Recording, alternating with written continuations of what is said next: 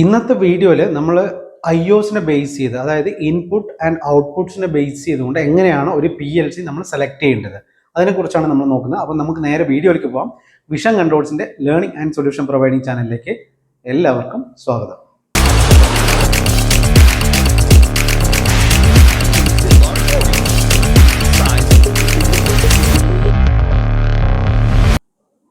നമ്മൾ ഒരു input output നമ്മൾ സെലക്ട് ചെയ്യുന്നതിന് മുമ്പായിട്ട് നമുക്ക് എന്തൊക്കെ ഇൻപുട്ട് ഉണ്ടെന്നുള്ളത് ആദ്യം നമ്മൾ എഴുതണം. അതായത് ലെഫ്റ്റ് സൈഡിൽ നിങ്ങൾ എഴുതുക എന്തൊക്കെ ഇൻപുട്ട് ഉണ്ടെന്നുള്ളത്. For example push buttons, selector switch, അല്ലെങ്കിൽ ലിമിറ്റ് സ്വിച്ചസ്, പ്രോക്സിമിറ്റി സെൻസർ, എല്ലാ ഇൻപുട്ടും നിങ്ങൾ ലിസ്റ്റ് ഔട്ട് ചെയ്യുക. എന്നിട്ട് അതിൻ്റെ നമ്പർ കാൽക്കുലേറ്റ് ചെയ്യുക.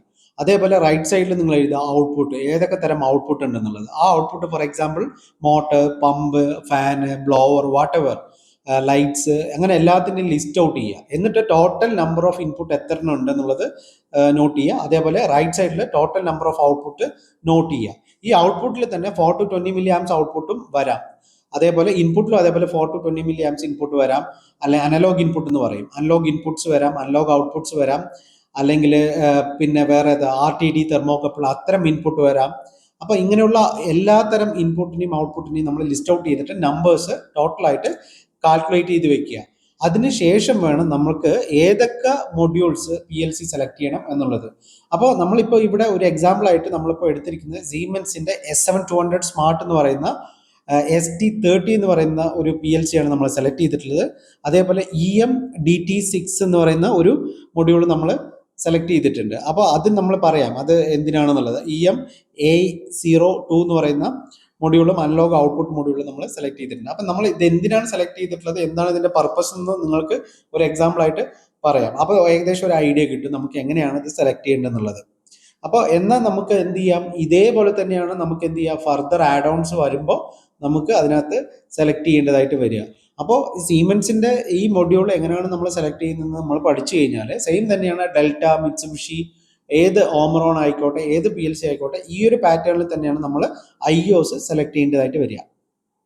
ഇവിടെ നമ്മൾ സീമെൻസിന്റെ S7200 സ്മാർട്ട് എന്ന് പറയുന്ന മൊഡ്യൂളാണ് ഒരു സാമ്പിൾ ആയിട്ട് എടുത്തിട്ടുള്ളത്. നമ്മൾ ഏകദേശം കാൽക്കുലേറ്റ് ചെയ്തപ്പോൾ നമുക്കൊരു 18ഓളം ഇൻപുട്ട് വരുന്നുണ്ട്. അതേപോലെ തന്നെ ഔട്ട്പുട്ട് ഏകദേശം ഒരു 12ഉം ഒരു 13-14 ഔട്ട്പുട്ട് വരുന്നുണ്ട്. അപ്പൊ നമ്മൾ എന്ത് ചെയ്യുന്നു എന്ന് വെച്ചാൽ EMDT16 എന്ന് പറയുന്ന ഒരു മൊഡ്യൂൾ നമ്മൾ ആഡ് ചെയ്തു. മൊഡ്യൂളിനകത്ത് നമ്മൾ മാക്സിമം 12ഉം ഒരു 13 ഔട്ട്പുട്ട് വരുന്നുണ്ട്. അപ്പൊ നമ്മൾ എന്ത് EMDT16 എടുത്തു. അതുപോലെ ഒരു അനലോഗ് ഔട്ട്പുട്ട് നമുക്ക് ആവശ്യമായിട്ട് വന്നു. അനലോഗ് ഔട്ട്പുട്ടിന് വേണ്ടി നമ്മൾ എന്ത് ചെയ്തു, EMA02 എന്ന് പറയുന്നത് എടുത്തു. മറ്റേത് ഡമ്മിയാണ്, അപ്പൊ അതുകൊണ്ട് അത് ആവശ്യമില്ല. അപ്പോൾ ഈ ഒരു ഔട്ട്പുട്ട് നമ്മൾ യൂസ് ചെയ്യുന്നുണ്ട് കേട്ടോ. ആവശ്യമുള്ളവർക്ക് നമുക്ക് ഔട്ട്പുട്ട് യൂസ് ചെയ്യാം. അപ്പോൾ ഇത്രയും ഇൻപുട്ട് നമുക്ക് 18ഓളം ഇൻപുട്ട് നമുക്ക് ഇതിനകത്ത് കണക്ട് ചെയ്യാൻ പറ്റും.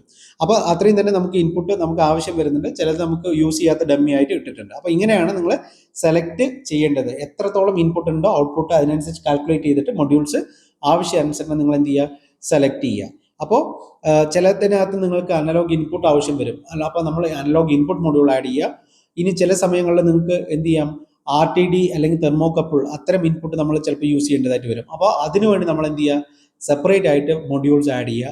അപ്പോൾ ഓരോ PLCക്കും സീമെൻസിനകത്ത് നമ്മൾ എല്ലാം സെപ്പറേറ്റ് മൊഡ്യൂൾസ് ആഡ് ചെയ്യണം. ചില PLCക്കകത്ത് നമുക്ക് യൂണിവേഴ്സൽ ഇൻപുട്ട് ആയിട്ട് നമുക്ക് ആഡ് ചെയ്യാൻ പറ്റുന്ന മൊഡ്യൂൾസ് ഉണ്ട്. അപ്പോൾ എന്താണോ നിങ്ങൾക്ക് ആവശ്യം അതിനനുസരിച്ചിട്ട് നമ്പർ ഓഫ് ഇൻപുട്ടിനനുസരിച്ചിട്ട് ഈ മൊഡ്യൂൾസ് നമ്മൾ ആഡ് ഓൺ ചെയ്തുകൊണ്ടേ ഇരിക്കുക.